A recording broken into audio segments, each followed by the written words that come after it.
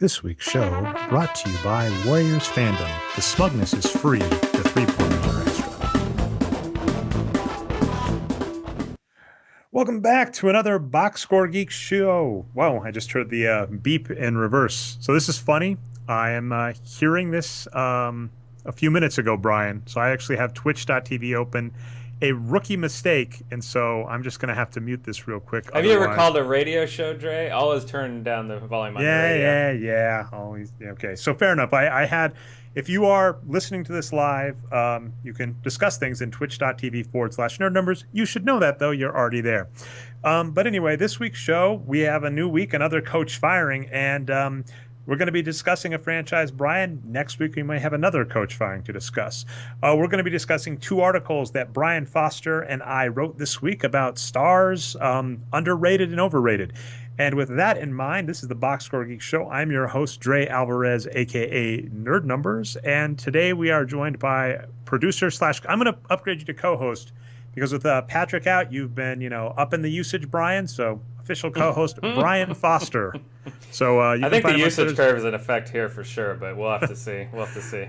But Box Score Bryan on Twitter, Bryan. And this week's show, we're going to be discussing a few things. We're going to be discussing the Super Bowl. I don't know if you all know this. I am a Broncos fan, so a few things to discuss there. We're going to be discussing the WWE. You can't get away from it. Don't worry, we're related a little to football. We're going to be discussing our two great articles. I'll call mine great, Bryan. I'll, self-promote. I liked it.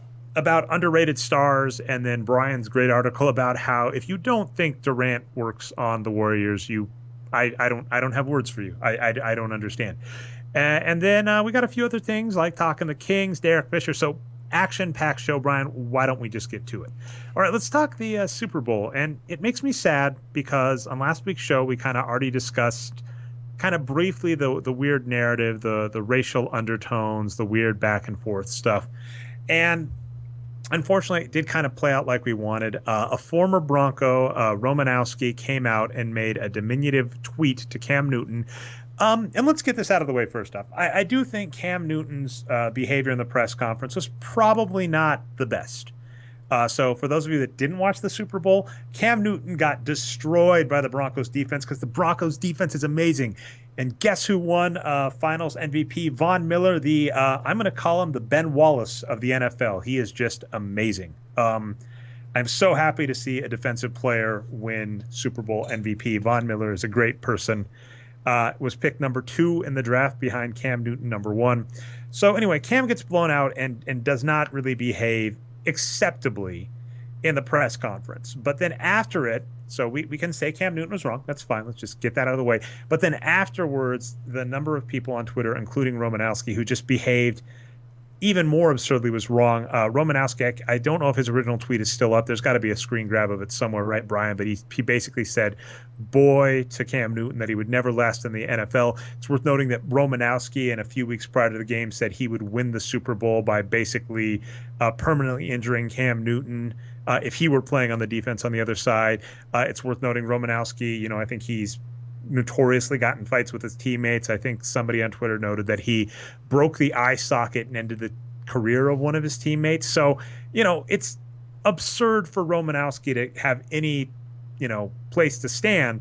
And that's what makes this really rough, is that we can point the finger at Cam Newton for behaving unacceptably, but the reality in sports, and I hate to say this, is all of these players that you think are great, all of these players that you think are role models, you should really take the Charles Barkley approach. They're not role models. Most major league players they may be stars, but they're not people you should admire. Peyton Manning included. If you look at Peyton Manning's history, he's got, sexual assault in college, all sorts of weird stuff there. It's professional sports, Bryan. If you're looking them for role models, it's a depressing place.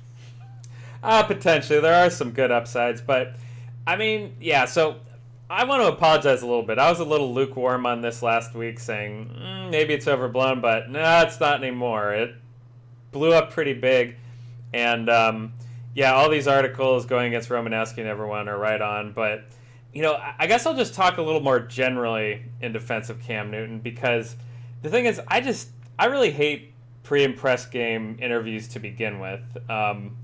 I just think that all they can really do is give these generic statements, and nothing ever interesting comes out of him. You get a Mora or Iverson rant every once in a while, which I love, but the only reason why those are such good rants is because it's a dumb situation those guys are in to begin with, right? So what is Newton supposed to do here? If he's friendly and joking around instead of walking away, he's going to take crap for not caring enough about the game, right?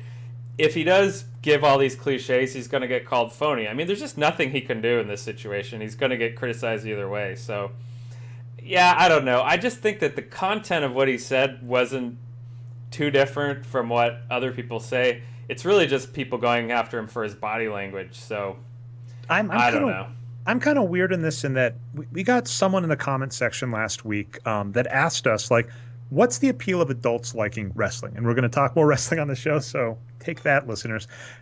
But one of the interesting things about wrestling is it really is like theater. There's a great South Park that really it's like compares... vaudeville, right? It's an old school American form. Exactly. It is a form of theater that has all of these, built-in conventions and traditions that we're used to, and you're watching performance art. And what makes wrestling interesting is it kind of takes the narrative that we want sports to follow and kind of commoditizes it and puts it on the stage. And that's one reason we've been really harsh on the WWE as of late. An example, we always talk CM Punk, but CM Punk, right before he was fired, would go on Twitter. He was a heel in wrestling. That's the villain. He'd go on Twitter and he'd say mean things to fans because he's a heel. That's what heels are supposed to do. And then WWE would come and say, hey, you can't be rude on Twitter. And you've got this weird convention. In wrestling, it's known as kayfabe. It's where you're supposed to stay in character even when you're not in the ring. And essentially, kayfabe does apply to professional sports, where we want these narratives about teams fighting each other, right? We want the good guys versus the bad guys, right? The Bulls are the big evil empire when they're on top. Of course, they were the underdogs when they were coming up. You've got the evil guy over here, the good guy over here, the underdog versus Goliath. All of these narratives, and what gets really weird is when we kind of try and sanitize them, we take something away. So here's what's funny to me. Cam Newton walking out is much better, in my opinion, for a sports story for football than, as you were saying, than doing any of the things that would have basically passed the litmus test for writers, right? If he had just sat there and said, all the respect in the world to the Broncos defense. Von Miller is a hell of a player. Obviously, I've been watching him his entire career. And, we tried to do the best we could. All the respect in the world for my teammates, but they really shut us down. I didn't show up today. If he'd said that, he would be getting mocked right now. And actually, he wouldn't be getting mocked as much, Brian. I think that's important. But it would be much less interesting of a story. Whereas, if he comes in and knocks over the table, he didn't do that. But if he knocks over the table and storms off, now we got a story. Now, this in wrestling is what would be known as a heel turn. Cam Newton, the good guy, the dancer, the flamboyant guy, comes on, acts irresponsible, breaks the rules. In wrestling, that's a story angle, and if we're watching along, we're like, oh, this is fantastic. And in professional sports, it's kind of funny where we love the angles because it gives us clicks and page views for all of the media and things, but then we also want to criticize the actors inside of it. As I've mentioned, I give Allen Iverson Hall of Fame status just for the practice rant, even though at the time the number of people that were bashing him for the practice rant is hilarious. I respect that take so much. So you're saying Cam Newton should have powerbombed someone through the referee's table there at the post-game press conference? Heck yeah. But I mean, that's what I'm saying. The Cam Newton thing that's happening right now is something as I mentioned, wrestling fans see all the time. It's a heel turn. And what amazes me in sports like the NFL or the NBA is that they don't take advantage of these as much. When LeBron James' press conference fell flat, that was brilliant. They should have made him a villain in the NBA, but they're so scared to do that they don't. But let's actually get back on track. So all I'm saying is I feel knocking Cam for what he did, but I think it's actually a better narrative than what could have happened. And the problem, though, with that narrative is you watch the response to Cam behaving this way versus other athletes, and you go, something's a little off here. And we've said that about sports, and that's the general problem I have with racism in sports, is that it's pervasive racism, and pervasive racism is very hard to tackle because overt racism is Donald Sterling. It's him coming out and making one of the most racist rants in the world on tape. Same with Hulk Hogan in wrestling. And then all you have to do is you kick that person out, you ban them from the sport, and you do that, and congratulations, we fixed it. Pervasive racism is when when 90% of the sports writers are going to react slightly differently to a person of color doing something in sports. And the reality is it's just hard to combat. And it just makes me sad that we had to see it on the Super Bowl. The only thing I can say that I'm happy about is I'm glad I was a Broncos fan, because if I wasn't a Broncos fan, I would have actually been quite depressed at the outcome of the Super Bowl. Yeah, Donald Trump has made racism cool again, I guess, Dre. Not much else I can say. There was a really good Vox article about it, about just, even if you think Donald Trump is a joke, even if you think he has no chance, the amount of support he has gotten, especially if you're like, oh, a minority in this country, is freaking terrifying. Because as I said, I'm Latino, if you can't get that. And he came out and just called like all, immigrants from Mexico coming to this country, like criminals and rapists. And how are you supposed to respond to that? All right, let's stay off politics, Brian. The show's long enough as it is. Do you have anything else to add on the Super Bowl other than go Broncos? And by the way, Peyton Manning, most useless QB to win a Super Bowl. And that goes beyond being, I actually got some love for a tweet where I basically said that Peyton Manning was probably one of the greatest QBs without a Super Bowl at one point, and then now he's one of the worst QBs with a Super Bowl. And least number of yards by a winning offense, is that right? By like 50. I think wow, the previous record was like 50. I actually meant to include that in the BSG top 10 this week, the top 10 box scores I do every week. I forgot, but yeah, that was the Broncos. It was a pitcher's duel in the Super Bowl, Dre. Actually, that's kind of ironic because, you say pitcher's duel in baseball when it's really defensive minded, but it's the two throwing people. This game, the two throwing people were horrible, so that's funny. All right. Totally as I said, want to just move on to Daniel Bryan? Yeah, let's do it. We're already talking about wrestling, so let's get into him. The reason I want to get into this is Daniel Bryan is and I believe his real name is Bryan Danielson or something. I don't know. Yeah, that sounds right. Gets weird. He just announced his retirement from wrestling, and he was one of these out of nowhere stars that kind of came over in spite of the WWE that we talk a lot about. The reason I find it interesting is that the lead doctor in the WWE is Dr. Joseph Maroon. And Dr. Joseph Maroon, if that name rings a bell, it should. If you saw the movie Concussion, he is one of the doctors. There was a meeting in the movie where Bennett Omalu sits down next to a doctor, and the doctor basically says, I'm a big name and I know all this stuff, and none of what you're saying is right. And they're doing it while they're overlooking an NFL stadium. So the reason Daniel Bryan retired is because the WWE basically wouldn't let him wrestle. If this makes sense, WWE has contracts to pretend that the WWE had Daniel Bryan's restricted free agency rights. And Daniel Bryan wanted to wrestle, and the WWE refused to clear him. And he said, I want to go elsewhere, basically go to the minors if we were looking at this as professional sports. And the way it works, if you hold someone's contract in wrestling, it's actually a lot like old school restricted free agency. You can basically say you're not allowed to be released from your contract until you fulfill your obligations, which is wrestling X number of months. If you won't clear him to wrestle and they still owe you 10 months of wrestling, well, then you can see that you essentially own their rights in perpetuity. To be fair, they were still paying him, so it wasn't like he wasn't getting any money. They were paying him, but they were saying, we're not going to let you wrestle, and we're not going to release you to wrestle elsewhere, and we essentially own your rights to not ever let you do that. And even though he's getting paid, it hurts his brand, right, to not be in front of the camera. Well, let's talk about that. So the reason I actually put a question mark here, I said WWE does something right. The reason I put this up is that even less than a year ago, Dr. Joseph Maroon came forward and said, CTE is a problem, but I feel it's being overblown. There's something to that. But then the reason I got sketched is he basically came out and said, I don't see why everybody's freaking out about kids playing contact sports. And this is a direct contrast to Dr. Bennett Omalu, who appeared in the movie Concussion as the lead character, who wrote an op-ed this last year that said, I think if you want to play football, that's entirely your right. That's entirely your prerogative. But I don't think kids should be allowed to play football. It's too dangerous.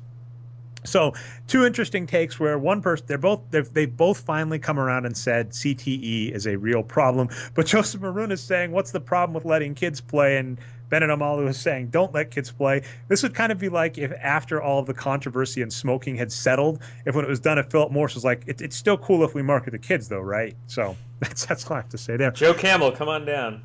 Exactly. But the reason I say it's interesting is the doctor who refused to let Daniel Bryan go was Dr. Joseph Maroon. And Daniel Bryan was going and trying to get cleared from other doctors. The story I've heard from like the Wrestling Observer, this is Dave Meltzer, who's kind of one of the big names on it, had said they have these different concussion protocol tests. And if you're a really smart person, you can essentially fake the test, right? You know what to do. An example of this in a horrible movie was in Pearl Harbor, where Ben Affleck's character just memorizes the eye chart. Even though he's got bad eyes, he memorizes the eye chart to pass the eye test. Similar idea where they're trying to test your reflexes and all this stuff to test your brain. And if you're really smart, you can predict what's coming and know how to fake it. But I guess what happened, I haven't looked in depth on this, Brian. I apologize. Daniel Bryan had a test done on his brain this last week and basically came out, and this was on Raw this week, and said, my brain's in a lot worse shape than I thought it is, and I'm going to retire. And what I find fascinating about this is that basically WWE has now jumped in front of the NFL, at least in this case, of handling something right, where a player really shouldn't be playing, really should be done, and they actually put their foot down and said, no, you can't play.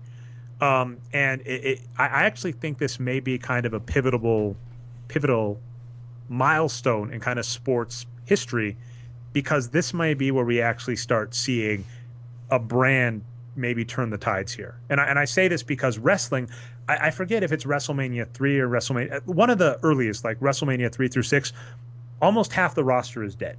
The toll that professional wrestling takes on your body, and this includes CTE, is just remarkable. As we've mentioned, one of the big starts in CTE was Chris Nowinski, aka Chris Harvard, who was a former professional wrestler, and he got concussed while wrestling, and that's where he started doing all the research into concussions in football. So football and wrestling are kind of two of the major culprits here, and we're seeing a major change. And we're seeing one of the doctors that was the quote unquote villain in the original story coming around and saying, no, I'm not going to let these athletes keep doing what they're doing because their brain's too much at risk. Yeah, I don't have anything more on that. That's really interesting. I mean, of course, we'll stay in the shout outs, but all the shout outs in the world of Daniel Bryan. An example of the WWE not knowing how to manage talent, and it's just a tragic end to that. We were lucky enough. You and I actually went to WrestleMania, and we got to see him win the Intercontinental belt in a ladder match at WrestleMania, and then right after that, that's when he essentially was shut down forever. So we may have seen one of his. I think we saw his last WrestleMania, so that's special. He's an amazing talent. If you go watch his retirement speech in Seattle, which is his hometown, it's a lot like Edge's retirement speech, another great wrestler who had to retire due to injury. You might tear up a little depending on how much you follow wrestling. All the shout out in the world to him, and I think he may not like it because he even said how mad he was. He said he loves wrestling so much and he doesn't want to let it go. This may be long term. I'll be interested to see 10 years, 15 years, if his retirement and the WWE putting their foot down and not letting him wrestle, especially like a year after CM Punk retired and basically said that the WWE pushed him too much to wrestle while injured. It'll be interesting to see the impact on sports going forward. I may be overblowing it, but I hope not. Well, yeah, because there could be a conspiracy theory that, well, they didn't want to push him anyway, so they're not going to let him wrestle. But I think you're saying the opposite is true, right? That they really do want to push him, but they don't want to. It's worth noting that not only did they not let him get pushed, they didn't even release him. So it wasn't a case of them saying, please go away. They actively said, we cannot let you wrestle for your health. Now, part of that might have been greed on their part. They might have been saying, we cannot handle the scandal right now, right? I mean, in their history, Chris Benoit, who probably had CTE and major brain damage as well, was a big black mark. So they didn't want to let him go and have something terrible happen to him. If he died in the ring, that would be a big mark against him. So it might have been self-motivated, but I still think it was important. Yeah, that's fair. All right. Now, Brian, last week we said you should have a weekly column. That was after you'd written one post. You followed it up strong. You actually have two in the pipe, although I'm not going to lie, I was way more excited about this piece than your other one because it's topical and very timely.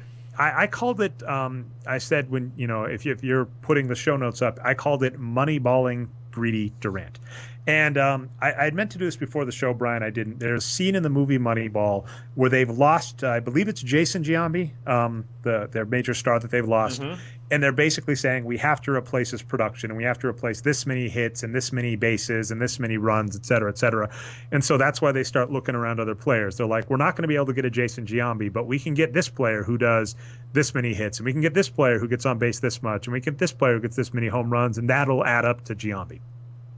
And you basically did that with Durant because first off, commenters at the Boxscore Geeks, I love you because so many of you came in and just shrugged your shoulders and said, why would anybody think Durant going to Golden State would make them worse, barring some weird scenario where they gave the farm?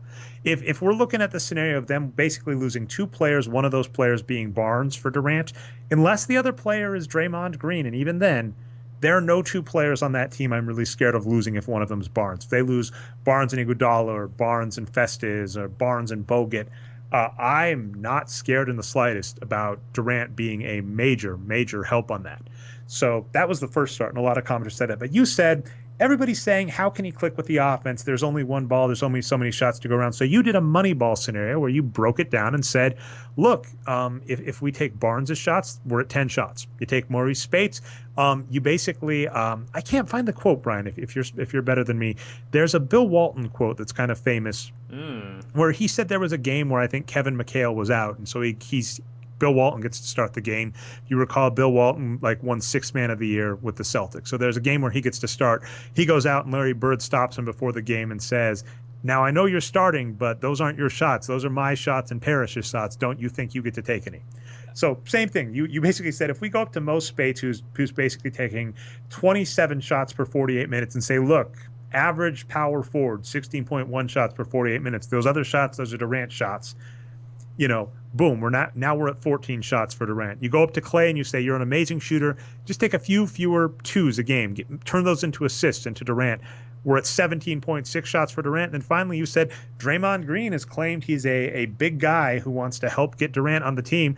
Well, all Draymond Green has to do is be willing to sacrifice 3 shots a game for Durant. And boom, we already have Durant shooting the same number of shots per game as he is shooting in Oklahoma City. And if you don't think that doesn't improve your offense immensely, you're crazy. And then as kind of Patrick and I noted, Durant is more than just offense. He does he does everything well. He's an MVP candidate.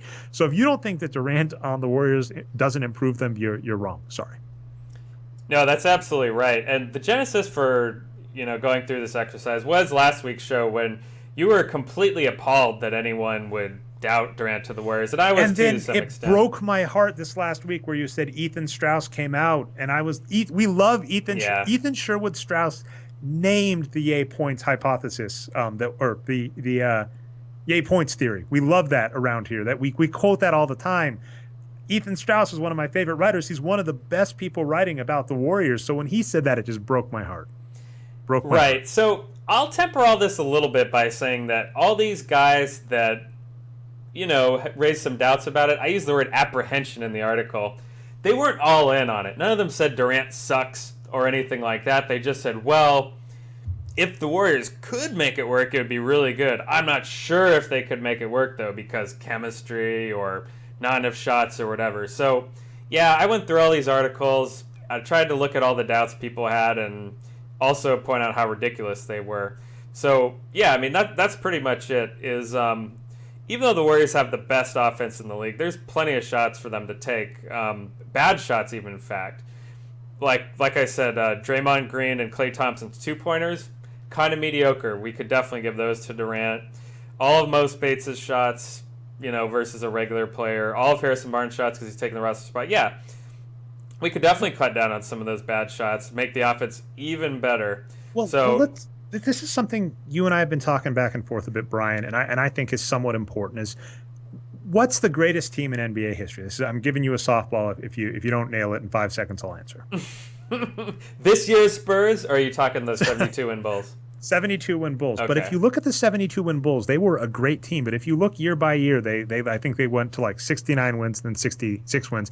They got older and they degraded. And we basically talk about every team in the NBA needs to be in maintenance mode. The Spurs and the Warriors this season are playing great. And it is great that the Warriors are mostly a young squad.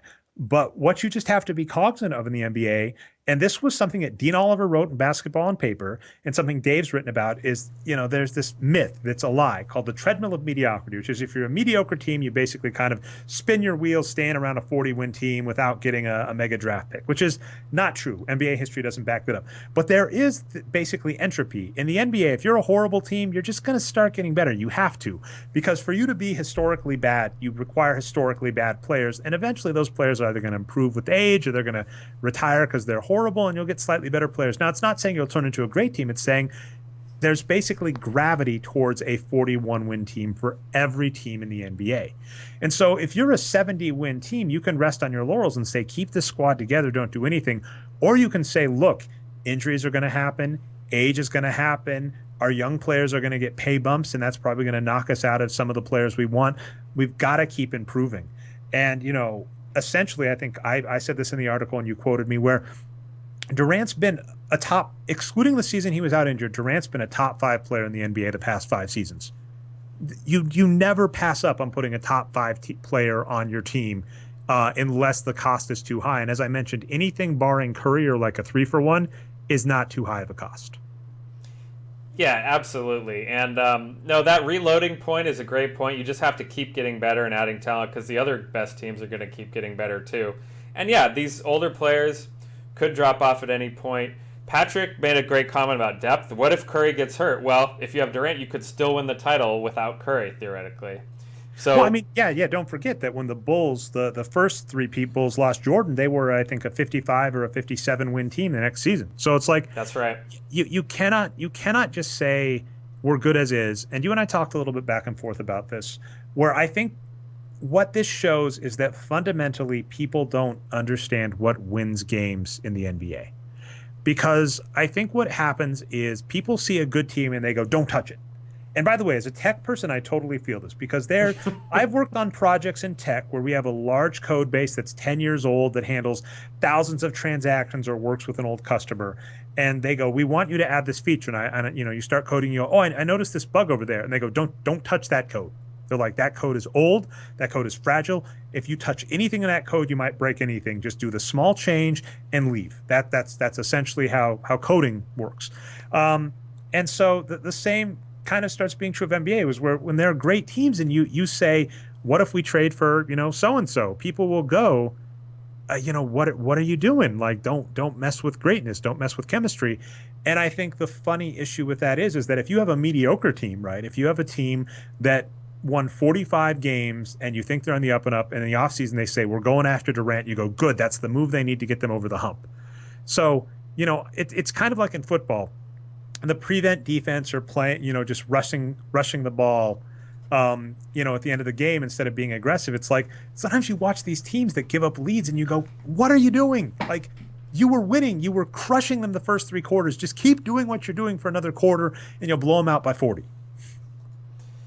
Yeah, and it's like you said, there's just kind of conventions, that like, you can't break up chemistry and all that. But, I mean, we know that winning is chemistry and lineups are overrated, right? Everyone was worried about trading David Lee away from the Warriors, if you remember that. They're like, he's one of the emotional leaders of the team. Well, wait, what were they? Oh my God, sure. They had to have turned quickly on that. Well, yeah, everyone's forgotten about it. So, yeah, I mean, as long as Draymond Green, that is, and Curry are on the Warriors, they're going to have chemistry, right? They're the leaders. They're the ones who keep everyone in line. And Steve Kerr probably has a lot more respect than most coaches do as well. So I think this culture is really well entrenched. There is plenty of shots to go around. Now, the commenters made a few interesting points, which was, well, you can't take shots away from bench players to give to Durant because he's going to be playing with the starters. I saw that and I didn't comment. I'm sorry, I'm cutting you off. I do love this topic, Brian. And I love that I'm hogging the mic, even though you wrote the article. I am the Westbrook to your Durant in this instance. Go for it. So what I was going to say is, what I love about that is, one of the things that the Warriors already do, that the Spurs do as well, is they rest their players and they trot out different rotations. Yeah. With Durant and Curry, my strategy with the coach, and obviously you start them both. You don't want to knock either of them. That is an ego thing that I hate, and that's why I really appreciate Manu Ginobili and Lamar Odom in his prime. Is that these players that are willing to give up the ego and come off the bench. But if you just ensure that basically one of Curry or Durant is always on the floor, can you imagine that team? Yeah, and that's the point. Is the Warriors have been willing to do that. Like, Iguodala is a great example. He maybe isn't quite as good as Ginobili was in his prime, but he's still that great of a player. And the Warriors make sure that he's on the floor. He's a great ball handler, right? So they'll minimize turnovers when he's out there, when Curry's on the bench. Same with Green, for that matter. So, yeah, I mean, look, it's just what I closed the article with saying is don't overthink it. This is Durant. Just get him out there.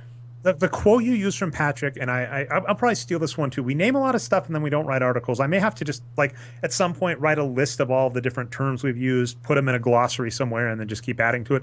I call it the Patrick Picasso principle because I like That's right. alliteration and I like messing up on the show. Because rest assured, if I have to say the Patrick Picasso principle every single show, I'm going to mess it up eventually. P cubed. The PQ. Okay, P cubed. I love it. Okay. But the P cubed principle is if you find a Picasso in a thrift shop for $200, you just buy it. You don't worry. You don't worry about trying to haggle with the person or saying there's a scratch on it. You just buy it and you go home and you sit back and laugh. And so that's the same thing. If there is any way to get Durant below market value, and what by market value, what I mean is, first off, if you can sign him outright, the way the NBA salary works, you can't pay Durant what he's worth right now. That's So right. that's Durant with the Supermax contract is an exploitative contract against Durant, right? exactly. And then additionally, if you're trading two or fewer players and even like, don't forget the Cavaliers just for the right to sign LeBron James, not the Cavaliers, the Miami Heat, just for the right to sign Durant, basically. God, I'm messing this up. I got Patrick Picasso principle all right, and then I messed all these things up, Brian. But just for the right to sign LeBron James on the Heat, they gave up like 3 first-round picks just for the rights to sign him. So if I am the Warriors, I give up as many picks as are required, any two players if one of them's Barnes and one of them's not Draymond or Curry for Durant, and then I just laugh all the way to the bank. So I'll temper this conversation a little bit by saying, first off, according to these rumors, the Warriors organization and even players for that matter are willing to do that. So looks like they are going to give it a shot. But also, again, to defend Ethan Sherwood Strauss and Rick Barry and Bruce Jenkins, who I all linked here, I think there might have been a little clickbait going on their side, because who's going to go against Durant, right? Well, they got us talking about it by saying that because they kind of said, well, maybe it won't work. We'll just explore why not. Well, as a blogger, I admit that because the number of LeBron James's great articles that we write around here, if it's not being historic, are few and far between because everybody knows no one's going to click if I say LeBron James is great when he's playing great. But people will click if I say Kobe Bryant is overrated. The NBA, by the way, shout out to the NBA rank that I looked at. I had absolutely no problem with their top 5. Their top 10, I would sub out Bill Russell with John Stockton, but even their top 10, I didn't have a problem with. So, good job, NBA rank on ESPN. All right, let's move on, Brian. Actually, we were talking code, and Giano51 in the comments section in the Nerd Numbers Twitch.tv section actually said, "Don't touch the code preach." So I actually want to give a small story to the story I wrote. I wrote I originally called it the Dikembe Mutombo MVP. I was so excited about that. It's now called the Michael Cage MVP. And the award basically goes to a star player on a team with no support. And what happened is I actually wrote some code to go to the Boxscore Geeks database and look for star players and then add up all of their team scores and then compare the two and then print out a report for me. And then as you can see, there's a table in there. I just copied and pasted the table. I had a code mistake. This is iteration 101 for those CS people out there. If you're doing a for loop and you're looping 1 to 10 and you're saving each iteration of the loop, if you have some data saved in the last iteration and you're saving at the beginning, not after the calculation, I was doing that. I forgot to save the last team in my iteration through all the teams of the NBA. In most seasons, that was the Timberwolves. So I left out Kevin Love. Luckily, Dr. Ryan Pepper, wonder if he's a real doctor, in the comment section said, "I think you left out Kevin Love in 2011. That let me track it down quick, so I fixed it." But that's my exciting code story. I'm glad all of you in the listening or watching or whatever get to hear it. But I came up with the Michael Cage MVP award, which, barring something crazy happening, even with him out injured for a bit, is going to go to Jimmy Butler on the Chicago Bulls this season. But I thought it's a fun award because I hate seeing count the rings. I hate seeing like the Tracy McGrady, they never did anything in the playoffs. So I liked having or hollow stats is another thing they say, Dre. You cannot, by the way, I know fantasy sports pretty well, and I end up watching the games to see player accrue statistics. Yes, garbage time lets players accrue statistics, but if you are a player that's putting up like 20, 10, 10 lines or whatever, you do not accrue more than 10% of them in garbage time, and not all games go to garbage time. That is such a beat. Patrick and I have talked ad nauseum about how Kevin Love is not just padding his stats, how the other players aren't just going to let him do it because they have contracts to worry about too. The other team's not just going to let him do it in garbage time. In fact, most of the time in garbage time, you don't play your star players, you bench them. Kevin Love has to play great the first 3 quarters of the game to get those great stat lines like he got in 2011, where Kevin Love put up 17.7 wins, and the rest of his team combined for 5.8. So good job, Kevin Garnett was on here too. There's something about being a Kevin. I was originally going to name the award the Kevin Garnett Award because that was my thinking was, Kevin Garnett, Kevin Love were these players that always stuck out in my mind as being great players on teams without any support. And then, like I said, I ended up naming it the Michael Cage. My basic logic being he's the first back-to-back person to win it. One of the only multi-time award winners and the only person to do it with negative help from his team. Because, typically that is the case. A team that has no stars puts up negative wins, but typically if you have a star player, you're usually at least decent enough to get him some other players around. So I feel so much for Michael Cage. And, I was impressed to see all of the Clippers, all of the times the Clippers made this list. I think they make it back-to-back like 3 times with Marcus Camby, with Michael Cage, and maybe not back-to-back, and then they do it with Chris Paul as well. Yeah, in 2012.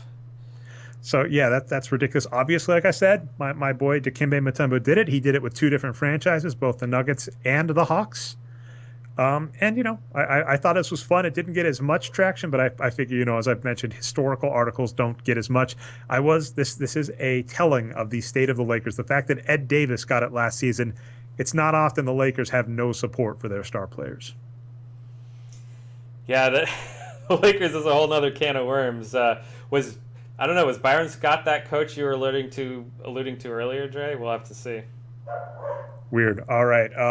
Sorry, my dogs are barking. Yeah, Byron Scott still has a job. We'll talk about that in a bit. Last thing I wanted to note, did get a comment about this, about basically Dennis Rodman in 1992 being one of the biggest snubs. The big snub I give to is Michael Jordan in 1989, because Michael Jordan did finish second in the MVP race to Magic Johnson. I'm a big Magic Johnson homer, so there's not going to be many times you see me saying Michael Jordan over Magic Johnson, even though, by the way, like I said, I have no complaints with him being number 1 on the NBA rank. I basically, when I view star players, I view them in echelons. I basically say you've got great, you've got elite, you've got Mount Rushmore. Michael Jordan and Magic Johnson are both on Mount Rushmore, so I don't have any complaint if you go 1 and 2 or 2 and 1. Doesn't matter. But Michael Jordan in 1989 really deserved a back-to-back MVP, and he literally had no support. In 1989, Michael Jordan put up 26.5 wins on his own. His team combined for 18.9.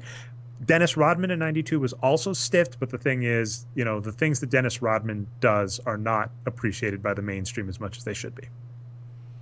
Yeah, these are all amazing players. It's funny how all these great players are on bad teams. Like, that does happen quite a bit, I guess, every year. You see that, and wow. Actually, it is one of the things. One of the last comments is like, you can look at good versus bad years, where when you have a player like Nicholas Batum in 2013 is an interesting year. Nicholas Batum barely passes my star threshold, 10.3 wins, and the Portland Trail Blazers were able to provide him with 22 wins. That's a star player with decent support, just not great. Same was true with Chris Paul and the Clippers in 2012. The years where the most stranded star player is on like a team that makes the playoffs is remarkable. And then you have these other years, like I was talking, like the Kevin Love year, where you do have these stars that are just stranded out in the middle of nowhere. And it is worth noting that up north, the Minnesota Timberwolves, they do tend to be a very cold place that strands at least a star every decade. Karl Anthony Towns is destined to be the next one on that list. I saw someone today on my Twitter feed say, right now you take DeMarcus Cousins over Karl Anthony Towns. And I said, any GM that thinks that should be fired. And we're going to be getting to the Kings in a little bit here. All right, why don't we just go to the Kings? So sure. We've got our 2 pieces in. We got 2 more. This is a great article, though. I really enjoyed it. Thank you.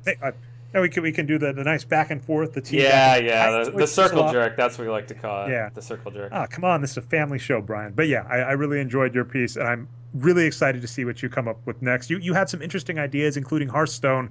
We should definitely do one of those next week. Oh yeah, that'll be fun. All right, Brian, this week, instead of giving me a 538 article that made me sad, you gave me an article that made me happy, which was basically the franchise I love to hate, the heel in my heart of GMs, Vivek Ranadiv and Vlade Divac in the Kings. You sent me an article that basically said the Kings owners want to get rid of Vivek Ranadiv, who we have been bashing for years now, and they just can't.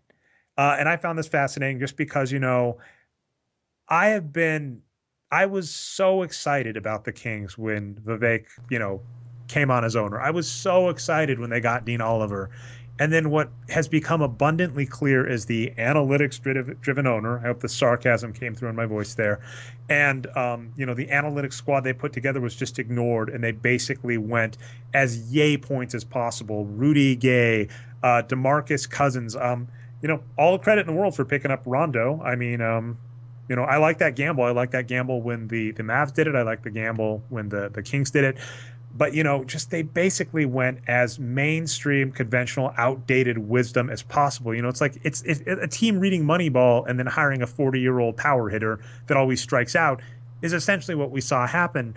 And it's at least happy to know that the other owners don't like it. The kind of sad end of the story is you're stuck with Vivek. He's not leaving. And the reason you're stuck with Vivek is the CBA for owners is just too hard. It's worth noting that even Donald Sterling, that required Adam Silver taking every bit of political clout that he had and basically guilting all of the other owners into ousting him. If an owner doesn't want to get rid of their team, unless they kill somebody, they're probably fine. And additionally, the other owners are going to stand up for them. And most people that own NBA teams, they're not doing it as a business, even though they do get tax benefits, even though they do get, political clout. I forgot his name already too, but the former Nets owner, Bryan, he basically used the stadium deal as an excuse to get himself, oceanside, beachside, whatever you want to call it, side Yeah, the property. former Nets minority owner Bruce Ratner, right? Yeah, so Bruce Ratner basically was able to do, a real estate deal as a part of being an owner. They get tax breaks, they get tax shelters, they get all of this stuff from owning a team, but most of them own it as basically the same article that talked about this was from Malcolm Gladwell. He called it like a psychic good. It's like owning a piece of art where you just enjoy owning the piece of art. So yeah, you're not going to see owners just, give away their Picasso, even if someone's yelling at you that you're not taking care of it or you have it in the wrong building. And that's what's happening here. But it is just worth noting that at least the other Kings owners are like, man, this guy is not a good owner. He has not taken the franchise in a good direction. Yeah, that's right. And no, what we talked about is at the front is true. Like they're just not evaluating talent very well, and going through all these coaches is not going to help them. They're going to keep George Karl now. It looks like apparently for now. I'll be interested. This week, that's the rumor. Yeah, I'll definitely be interested to see what happens there. No, it's just as long as you've got Cousins sucking up all this salary and taking all these shots, when he's not that good at it, it just hurts the team. Like they're just not going to be able to build around him, unfortunately. If they could somehow do a DeAndre Jordan turnaround and turn him into a defensive player, like we talked about before, maybe we can do it. But it's very unlikely. Not a defensive player. You can find players that alter their game, that change parts of their game to become more productive. Steve Nash is the pinnacle of this. But I have never seen, in the history of the NBA, I have never seen a person that gets the green light to shoot decide to shoot less. If someone can, off the top of their head, think of a case where a primary shooter was willing to give up that role, and I'm not talking like go play next to LeBron and take 4 fewer shots a game, but still take 15 shots a game. I'm talking like a player taking 20 shots a game, making an active decision to shoot half as much as they do. I don't think I've ever seen it. And let's be clear now, we're just talking about winning. If Cousins himself is doing great for this, like he's got a reputation as being one of the top centers, even though we don't think he is, just because he takes so mano shots, right? So Cousins probably shouldn't stop taking shots if he wants to make money, if he wants to get another contract. But as Giano 51 made the claim that he's going to start, or they're going to start writing down all of my sayings or whatever, I call it the LaMarcus Aldridge principle, and I made a tweet about this today where I said DeMarcus Cousins, is an expensive mansion with a really high ceiling, but also a really deep basement that periodically floods. So the LaMarcus Aldridge principle is the note that if you're a player that in random intervals puts up an amazing game, a 50-point game, a triple double, whatever, people will just forgive all of your bad games in between. DeMarcus Cousins is the new king of that because LaMarcus Aldridge is playing better. Yeah, well, so that sounds like it's the opposite of the DeAndre Jordan principle you're talking about, where just because his bad free throws look so bad, they don't counteract everything he does. Well, it's the opposite for Cousins. Yeah, the DeAndre Jordan principle, man, we're naming a bunch of principles. The DeAndre Jordan principle is basically the idea that you have parts of your game that look bad and stick in people's memory, and so people underrate you. And then the LaMarcus Aldridge principle is the idea that you occasionally have games that are way above your ceiling, and then, and people overrate you as a result of that. I guess in the end, though, when we're talking about ownership groups here in front offices, it's that business principle we always talk about that should be true in sports, but isn't always, that, the process that you use for going through the day-to-day business of your franchise should be what matters. And just for the Kings, they just aren't getting there, right? They're going through all these coaches. They made that bad trade in the offseason where they gave away a bunch of assets. Even though they did get Rondo eventually, which was good, they could have done it in a better way, right? They got rid of Dean Oliver, who knows what he's doing, and they're putting in. And these they didn't just get rid of don't. Dean Oliver. Like, I really want to stand up for this. They really froze him out and did not treat him well. I don't know the behind the scenes stuff, and I don't want to ask because then I can't talk about it on the air. But what I was just going to say is, there was like Yahoo or somebody was reporting that he wasn't given a pass to the preseason stuff that was going on, or the combine. He wasn't given a pass to the combine. He was frozen out. They weren't listening to him. And I mean, that is one of the biggest snubs you can do to one of the biggest names in analytics. And, I think the article you sent me about the Kings, about trying to freeze out Vivek, was like, they hypothesized in this article, because who knows anymore about George Karl's status, that George Karl was going to be fired soon. And they said, who wants to take a job in Sacramento right now? It's the same thing. If I'm an analytics guy and I go, you just treated one of the best ambassadors to analytics and one of the best names in analytics like garbage, why would I want to work for you? Especially since we've mentioned this in passing. Analytics in professional sports doesn't pay well. If you know analytics, if you have any of the qualifications, and by the way, I'm like king of the qualifications bingo for analysts for an NBA team. They can't afford me. Go work somewhere else. Go to Silicon Valley and just look for a six-figure job. I assure you that if your credentials are real, it's there for you. So if that's the case, if you're in California and your choice is Sacramento King or drive onto, Silicon Valley and get a job over there, it shouldn't even be a hard choice. I want to give a palate cleanser before our last topic. Giano51, the palate cleanser I'm going to give is reading some of the Twitch.tv comments. Giano51 called it a humble brag. No humble brag, man. I see all of these things out there about what's needed as an analyst and Sloan and all of these other things that bring up these things. I knock them all down. So, I'm sick of seeing the mainstream say they care about all of these different credentials that I have, and then getting mocked for hating hating Kobe on Twitter. All right. And Above the God says, I wonder, does Mark Cuban still hate Wages of Wins? I don't think he's ever hated us. He follows us. He likes us. We get along quite well. Yeah, he posted on the blog, so he must. Yeah, like he's my favorite owner in the NBA. We just occasionally disagree on moves he makes, and when we do, we disagree loudly. Anybody that watches Shark Tank shouldn't be surprised that Mark Cuban's a passionate man. I will say we were in love with Jay Crowder, and I didn't think they should have traded him. So anyway, all right, very, very last topic, Derek Fisher firing. This, I think of all the topics we discussed, Brian, you care the least about coach firing of all, which is sad because it's news every week for like the last month. That's true. So I did watch the Coach Nick video that Patrick linked to us, and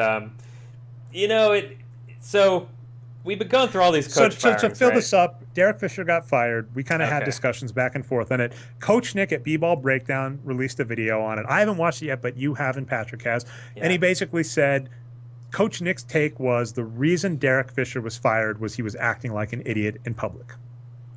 Yeah, that's right. So we've kind of gone through all these different coaches, right? And they've been on different sides of the spectrum for why they got fired. So in the Suns situation, I'm already blanking on who got fired there. Jeff Hornacek.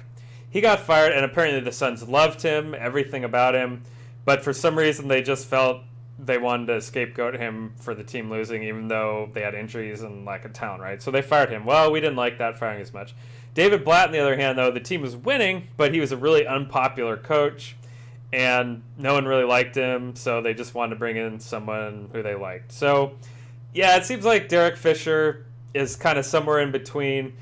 Coach Nick did look at a few kind of coaching related things he didn't like about Fisher, but at the same time, yeah, he basically said they think that, and here's what Patrick said anyway. He put it really well. Again, we're going back to business terms. He just didn't represent the firm publicly very well in a high profile position. And yeah, I mean, I don't know. I don't really want to get into the Matt Barnes situation. Everyone knows about that, but there's other things too. And yeah, I mean, it's hard to defend Derek Fisher in this situation. Well, I think what has become abundantly clear this season in the NBA is that coaching is not a job. Coaching is not a job for winning games, which is kind of funny. Coaching is a PR job. What's that position called for like the president, the speaker? What's the person who always comes out? The press secretary. The press secretary. Yeah. How could I not? Well, I can't believe I can remember. Basically, a coach is a press secretary. They're the person that before the game has to come out and explain why things are going good or bad. They're the person that in the halftime show, and by the way, I don't know if you've seen this clip, Brian, there is a fantastic Greg Popovich this week interview where the reason it got press was because he reacts to the New Hampshire primary. But the real reason it's funny to us, to basketball people, is that they're like, so why are you losing? He's like, because they're scoring more points than us. And he's like, well, what are you going to do? He's like, well, why is that happening? He's like, because we're playing really crappy defense. So, like, I love that kind of stuff where, he's one of the few coaches that can get away with it. But you're supposed to be a press secretary and come out and say, yeah, we're playing bad defense, but we're trying. Or, yeah, this is going bad, but this is happening. And Derek Fisher was basically a bad press secretary where he didn't represent the brand well. He didn't answer the media well. And the same is true. Blatt is the same case where you can't point at his coaching and say, man, I really hate his coaching. The claim we'll hear from Phil Jackson is he wasn't teaching the triangle. Well, I don't know if I believe that.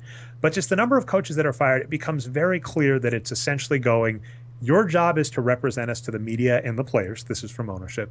And if you fail at that, we have to let you go. And in some cases, they just kind of admit, they go, we're going to have to fire you. The team is losing, and, this is what our fans expect. Now, I think that's foolish. I think if we examined fans' demand in the history of the NBA, basically just give them a winning squad. They can, yell and scream and say how they hate stuff. An example is the fan that hated Kristaps Porzingis that, like, cried when he was drafted.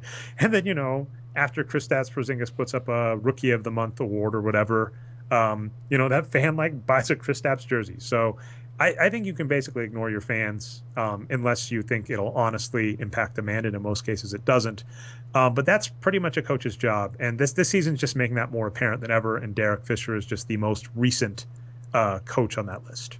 So I'll play devil's advocate a little bit here, and again with the initial tempering that, yeah, the coaches probably don't matter that much, but sorry, Matt Barnes, but if you are looking at some of the coaching stuff that we care about, the most important is which players do you play, right?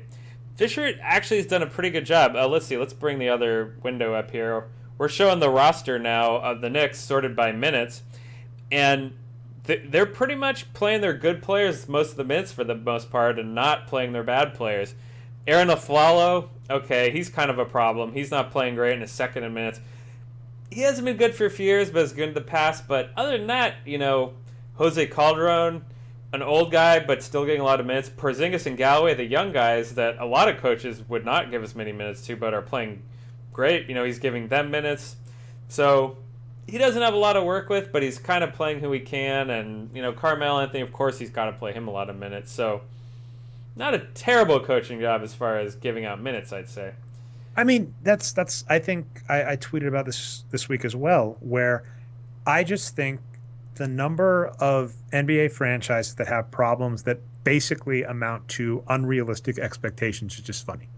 Because I think the Knicks think that Melo is better than he is. I think the Knicks think they've put together a better squad than they have, and they haven't. And I mean, Above the Gods in the comment section of twitch.tv/nerd numbers did say, the Knicks have already done better than they thought. They thought right. that the Knicks were going to be a 27-win team. And, that's fair. I think that's what's funny to us is that we'll look at a team like the Knicks and go, wow, Kristaps Porzingis is playing really well, and Robin Lopez was a good pickup, and Melo's even playing well. Wow, they're doing better. And then the fans will go, what are you talking about? They're a 30-win team. So I think that's the problem a lot of front offices have is Mm. the unrealistic expectation. And that's where you see, we were already talking about the Warriors and why fans are trepidatious to touch anything. It's that when you have a team that you thought was going to win the title and they lose in the second round, that's when everybody says, you got to change the team. You got to fix the team.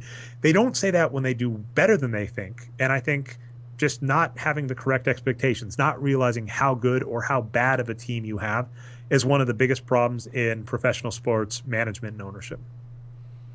Yeah, that's right. And again, going back to Coach Nick's video, because that's kind of our source material for this segment here. Yeah, in terms of coaching stuff, he was looking at Carmelo Anthony and saying, he's got no lift, he's got bad knees, he just didn't look very good physically to Coach Nick. So he's kind of an older player now. He probably doesn't have a lot to give anymore, sadly, for him and Knicks fans. And you Yeah, can't fault the coach for the Knicks' weird that's right. strategy of signing old injured stars like Carmelo Anthony. He basically did everything you would have expected, and the fact that they gave him this big contract this last time, they really should have thought about that and said he's getting old, right? Should we really give him this long-term deal? Do we really think he's going to get better? Obviously, you don't think old players are going to get better. So we say Carmelo Anthony is a good, not great player. He's never worth a max contract, and now he's getting older, which means he might decline. Don't give him the contract. They give him the contract and say we expect to win. So And I what are do you I do supposed want to to do? blow Coach Nick up a little bit here. We can't be too nice to him on this. He did use some lineup data in this video, and he basically said, well, I think the stat he did was 4 of the top 5 4-man lineups on the Knicks all included Langston Galloway. So maybe that means he's a good player and it's good that they're playing him more. Well, let's simplify that. Let's just say Langston Galloway is really good, and his individual stats say that. Yeah, we're by the way, I'm so proud of us because we're basically looking to have a smooth landing right on time, which I'm very proud of, Bryan. And you're trying to bring up a subject that I could talk for an hour on, which is how misunderstood plus minus on off stats are. So all I'll say is all Coach Nick shows there is even if you're one of the best film people, he is one of the best, Coach Nick and B-Ball Breakdown. If you want film analysis of basketball games, best place on the net. And when you tell me you watch the games, unless you tell me that's what you're doing, if you're not breaking down plays and looking for specific plays and players and et cetera, I don't care. I've watched, this is the example Dave Barry always brings up. You can watch ER all day, every day, and it doesn't make you a great surgeon. So, what I can say there is, even if you're a good scout or a good coach, stats can be difficult sometimes, and sometimes it's really hard to explain sample size and statistical significance. And, that's one of those areas I go back and forth with Coach Nick. But I don't really feel like bashing him, and I don't really feel like getting down that rabbit hole, Bryan. I'll give him the benefit of the doubt. Maybe he's just saying, well, I just happened to notice he was a good player by looking at these lineups, so he's started out in the wrong place and got to the right place. But, I do like... Oh, actually, so the beginning of the video that we're showing right now, just a piece of it here, he's kind of going through his thought process, how I looked at these stats, and this is different from the lineup stuff. I looked at these three-point stats, I saw something pop out, and that made me go look at the tape, right? And this is something that we say all the time, that looking at stats shouldn't be like this final number that ends it all, that it's kind of the beginning of the conversation, the beginning of looking into things, and Coach Nick did a great job with that here. Yeah, absolutely. Okay, so let's see. Yeah, I'm going to say that's good. I think we hit all of our topics. I'm going to say let's go to shout-outs, and I'll say I get to cheat because I gave the Daniel Bryan shout-out, and I'm going to call that good. Oh, well, good thing, because I've got tons of shout-outs here, Dre. All right, what do we got? So first, I'm giving 2 shout-outs to Stephen Curry, even more Warriors homerism. First, I've got this up on stream right now. He decided to retweet out the crying Jordan, keep pounding meme. And, he can make fun of himself. Good job, Steph Curry. Secondly, and we'll use this opportunity to also co-shout out Kevin Draper, who wrote this on Deadspin. We haven't talked about him in a while. Such a great writer in the NBA, Dre. He linked Steph Curry's behind-the-back pass last night, and that it's coming up in a moment here. Oh, there it is. What a great play by Steph Curry. I'm in the past because I'm reading off my script and Bryan's showing it live. So sorry, listeners, that I didn't respond the same as holy crap. All right, anyway, next shout out. Yeah, and along to a victory on Chinese New Year night against the Rockets. That was a great game. Okay, I've got 2 more real fast. Ian Levy, who we also like a lot of the time, was on Nylon Calculus. Let's see, do I have this up here right now? Yeah, I've got this too. This is some interesting stuff. He did a cool animation today that he called Pace and Efficiency Changing Over Time. And he's just got, NBA offensive efficiency and pace going through the years, and it's pretty interesting just to see how. Oh, this is awesome. I mean, like I've said, I've commented on this before. Dean Oliver in Basketball on Paper has some graphs like this about offensive rating and defensive rating, and then he also annotates various things like here's when the hand checking rules change, here's when this was introduced, etc. And Ian does that as well. I mean, the small criticism I'll give, I don't think this needs to be an animation. I think you could just do the actual image itself, and it's very I'm a little strong. impatient, Dre. I want to see it all at once, but I'll give a huge shout out to Ian here. Even without the animation, this is a very clean chart, right? Just two lines. It's very clear annotation. I mean, this is the type of chart I love, which is, in the stats world, we get so excited about a lot of data, and I even feel bad about this with some of the stuff we put out. It's so easy to just throw out so much data that it's overwhelming. This one, even without the animation, very easily speaks. Yeah, and he's not trying to draw a correlation here or anything. He's just like, here it is. So very, very cool stuff by him today. And let's see, I got one more, right? Oh, yeah. Okay. Last one is, before the Super Bowl, I was listening to a great show on NPR called On the Media. And we are kind of a media criticism, show ourselves here, aside from doing the numbers. And I feel like this is kind of the quintessential media criticism show. And they had a great episode this week. They talked about a guy who does opposition research for political campaigns, or Oppo. It's kind of a big thing right now. Talked to him, and that was really interesting stuff. They also talked about the story behind the Dean Scream, Howard Dean, who got in trouble for being a little overzealous in Iowa when he was running for president. They talked about the type of mic he used and how you're supposed to use a mic, and I sympathize with that. And that's kind of what gave him some problems. So anyway, if you're interested in the media at all, check out that show. Those are all my shout-outs. All right, sounds good. Well, that has been our show. As always, thanks so much for Above the Gods and Ziano51 in the comments. If you found us not through the site, you can find us at boxscoregeeks.com. We are on iTunes and Stitcher, the Boxscore Geeks show. We go live every week. You have to follow myself, Nerd Numbers, my co-host Patrick Minton, or our producer Boxscore Bryan, upgraded to co-host this week. Boxscore Bryan on Twitter to find out when, because we usually go at 9:30 p.m. Eastern Standard Time, but sometimes it's Tuesday, sometimes it's Wednesday, sometimes it might be Monday, so it varies based on our schedule. We're busy people. If you don't catch the show live, you can catch the reruns on YouTube, channel Nerd Numbers. Finally, if you see any interesting box scores, I do a weekly column called the Boxscore Geeks Top 10. If you tweet at me, hashtag BSG Top 10 preferably, it might make the article. Thanks so much, and with that, we will see you next week.